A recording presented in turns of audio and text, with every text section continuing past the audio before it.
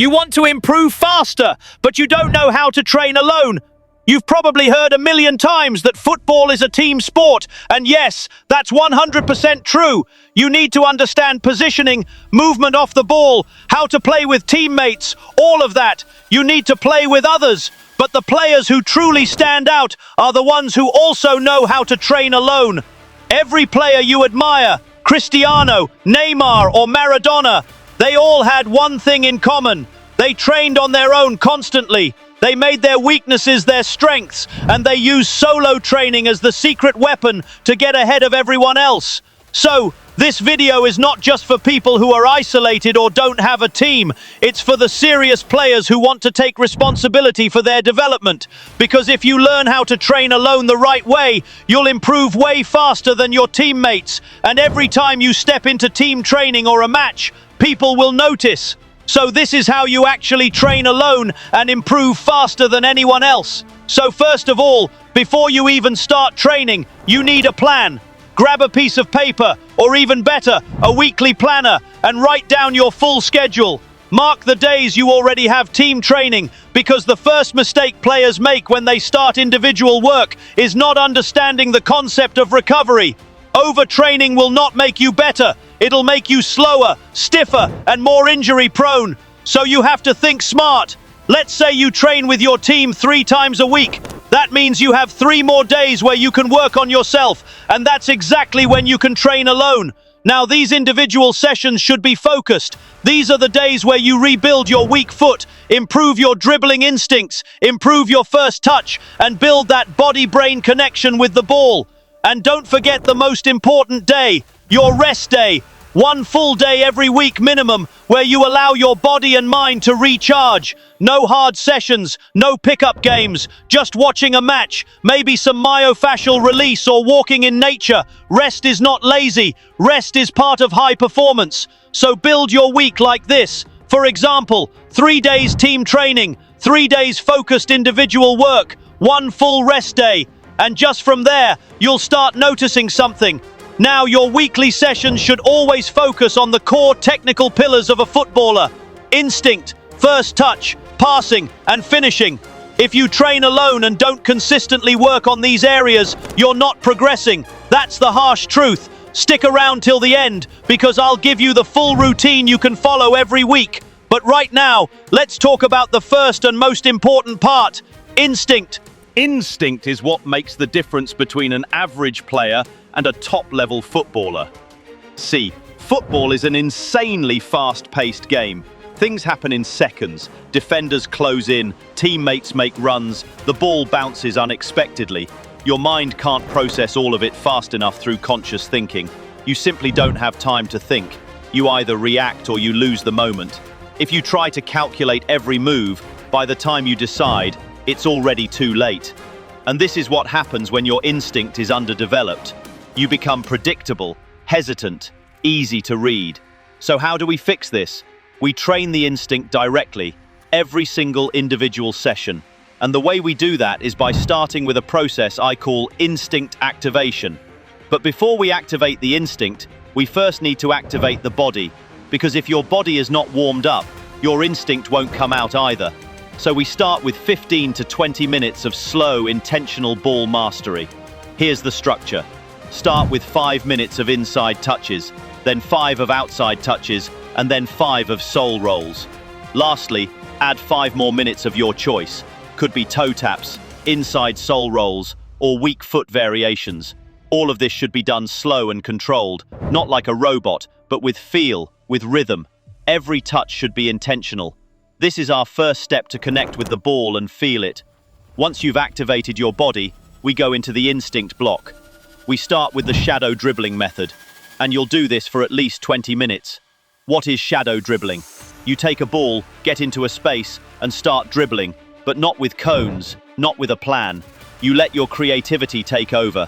You imagine defenders closing in on you. You visualize real match pressure, and you just react. You dodge, you feint, you explode, you change direction, all without pre-planning. You let your body and subconscious decide in real time. That's how instinct works. But I get it. Not everyone has good instincts.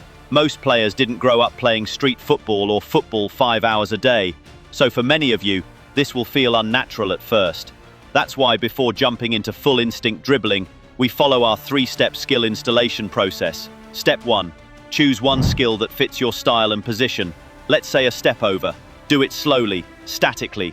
Watch pros do it. Rewind their clips and break it down. Practice until you understand how the weight shifts, how the ankle turns, how the hips fake. Feel the movement. Don't just copy it. Step 2. Once you've got the movement down, start doing it in motion. Begin slowly. Jog while doing it, then increase the pace. Now add a change of direction.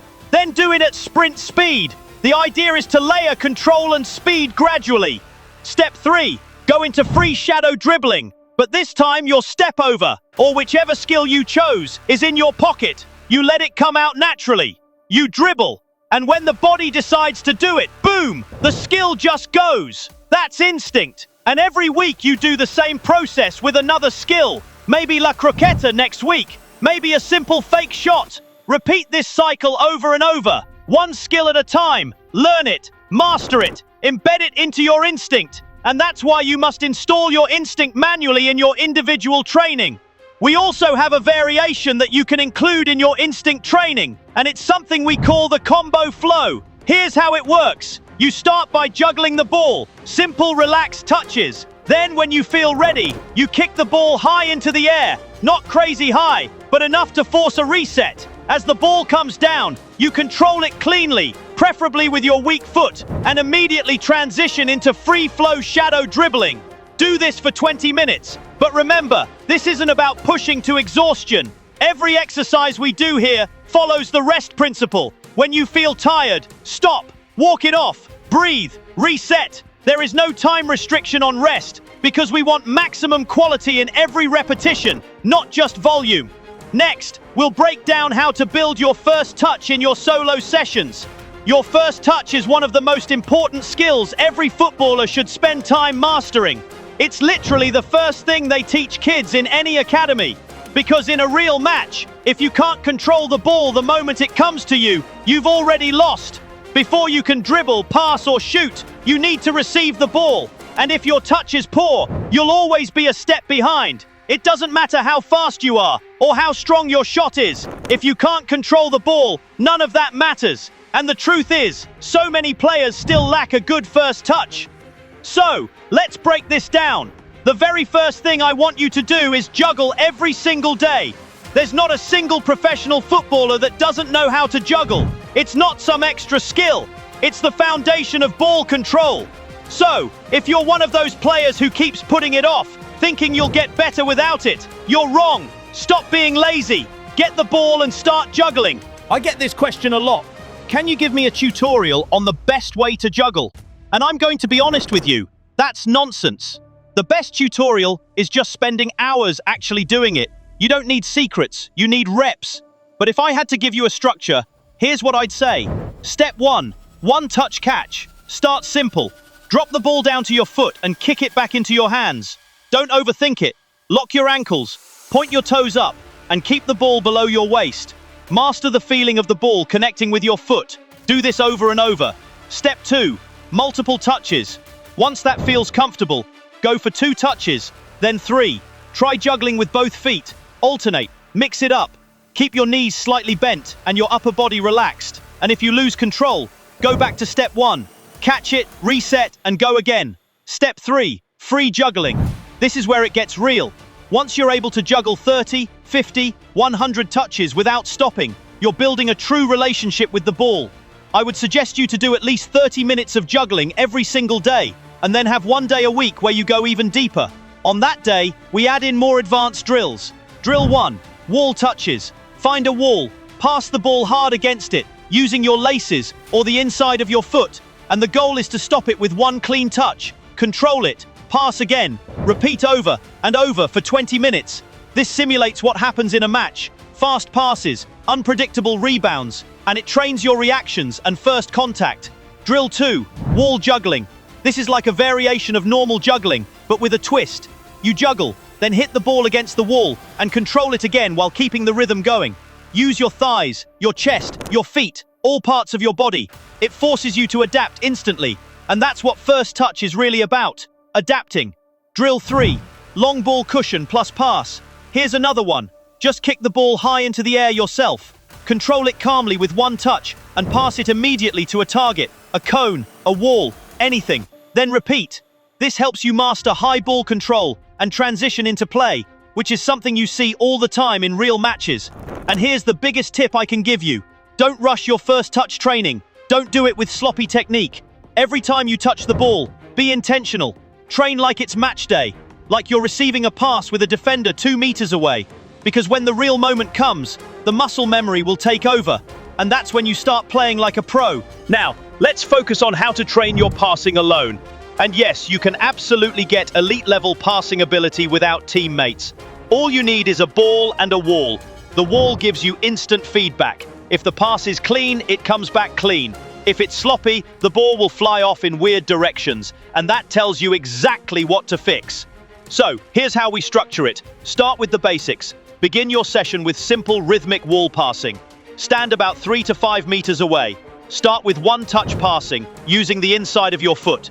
Get into a rhythm. Feel the ball. Keep your upper body relaxed. Use both feet. Even if one feels weaker, that's the point. That's actually how you improve the weak foot. We're training the mind to be confident with both. Then go for 2-touch passing. Now start mixing the passing surfaces. Laces, sole, inside, outside. Football is unpredictable. Your passes need to adapt. Start doing pass plus turn drills. You pass the ball to the wall, and as soon as it returns, you take a touch to turn like you're receiving it in a match and spinning out from pressure. Practice turning to both sides. 1-touch turn, 2-touch turn. The goal is to be smooth, balanced, and ready to accelerate out of the turn. Next drill, juggle plus wall pass. You juggle the ball, and just when it hits the ground, you pass it to the wall. Just like in a real game where the ball is bouncing awkwardly and you need to control the tempo.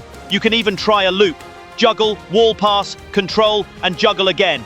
Another great one is moving wall passes. Instead of staying in one spot, start moving sideways along the wall while doing continuous passes.